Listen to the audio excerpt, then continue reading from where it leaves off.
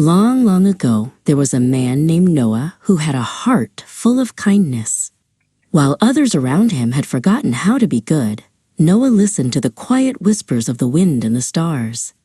One day, a voice spoke to his heart, telling him that a great rain was coming. Noah was told to build a giant boat, an ark, to keep his family and all the animals of the earth safe. Noah called his family together to share the news.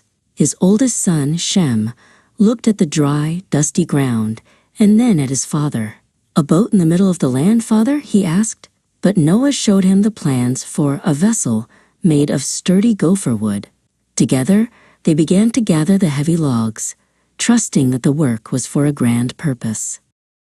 The building began with the sound of 1,000 hammers. Noah's other sons, Japheth and Ham, joined the work. They hauled thick planks and sealed every crack with dark, sticky pitch to keep the water out. The ark grew taller than the trees and wider than the village. It was hard work under the hot sun, but they sang songs to keep their spirits high. Many people passed by and pointed at the strange sight. They laughed because the sky was clear and the ground was dry. Noah's wife, Naamah, stood by his side, offering cool water and words of encouragement. "They do not see what we see, Noah," she whispered. Noah took her hand, and they stayed focused on their task, brick by brick and board by board.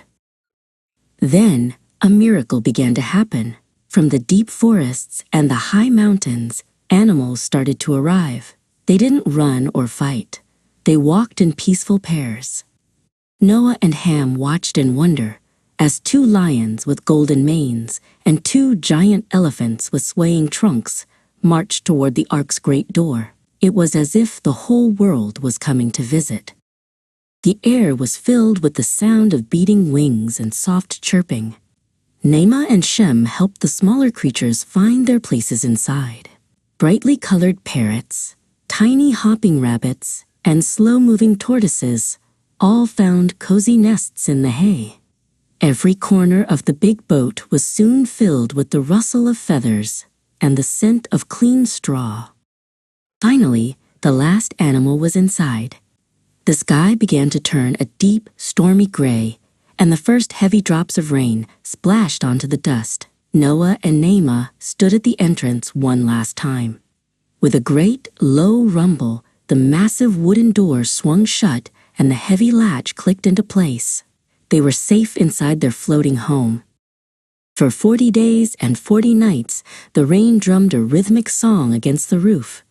Outside, the world was a sea of blue, but inside, it was warm and bright. Noah and Ham walked through the halls with a flickering lantern, checking on the sleeping animals. Even the fiercest beasts were calm, huddling together while the ark rocked gently like a giant cradle.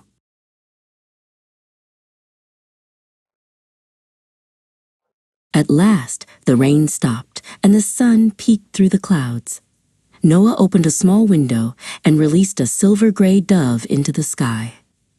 The first time, she came back tired, but the second time, she returned with a fresh green olive leaf in her beak. Noah held the tiny bird in his hands and knew that dry land was waiting for them.